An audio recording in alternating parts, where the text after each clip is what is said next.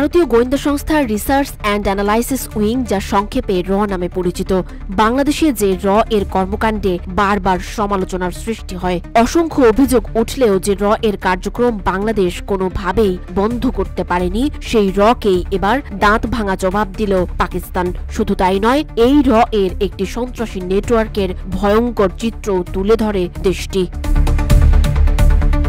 পাকিস্তানের করাচিতে ভারতীয় গোয়েন্দা সংস্থা র এর সঙ্গে সম্পৃক্ত একটি সন্ত্রাসী নেটওয়ার্ক ধ্বংসের দাবি করেছে দেশটির কাউন্টার টেরোরিজম ডিপার্টমেন্ট বা সিটিডি। একাধিক অভিযানে 6 জনকে আটকও করা হয়েছে, যাদের মাধ্যমে উঠে এসেছে নেটওয়ার্কটির অর্থায়ন, পরিকল্পনা এবং হত্যাকাণ্ডে জড়িত থাকার চাঞ্চল্যকর তথ্য। RICL TMX, যুগের পর যুগ স্থাপনা থাকে মজবুত। শনিবার করাচিতে আয়োজিত এক সংবাদ সম্মেলনে সিটিডির অতিরিক্ত মহাপরিদর্শক আজাদ খান জানান, গত 8 জুলাই বাদিন এলাকায় নরসুন্দর আব্দুর রহমান হত্যা মামলার তদন্তে গতি পেয়ে 6 জনকে গ্রেপ্তার করা হয়। প্রাথমিক জিজ্ঞাসাবাদেই ধৃতদের কাছ থেকে উঠে আসে র এর একটি সুসংগঠিত সন্ত্রাসী নেটওয়ার্কের চিত্র। আজাদ খান জানান, এই নেটওয়ার্কের নেতৃত্বে ছিলেন সংযুক্ত আরব আমিরাত ভিত্তিক হ্যান্ডলার সঞ্জয় সঞ্জীব কুমার ওরফে ফৌজি। পাকিস্তানি নাগরিক সালমানের মাধ্যমে তিনি আর্থিক সহায়তা পাঠাতেন এবং সরাসরি হায়দ্রাবাদে এসে অভিযুক্তদের সঙ্গে বৈঠক করতেন।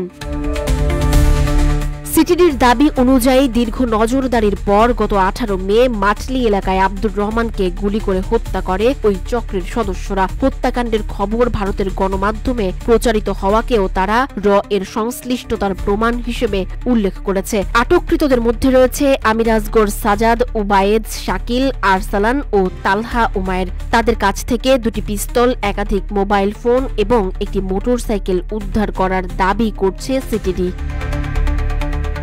এই তদন্তে ব্যাংক লেনদেন, ভ্রমণ ইতিহাস এবং বিভিন্ন আর্থিক উৎস বিশ্লেষণ করে সিটিডি জানিয়েছে, এই চক্র একটি নিষিদ্ধ বিচ্ছিন্নতাবাদী সংগঠনের মাধ্যমে পাকিস্তানে সন্ত্রাসী কার্যক্রম চালাচ্ছিল।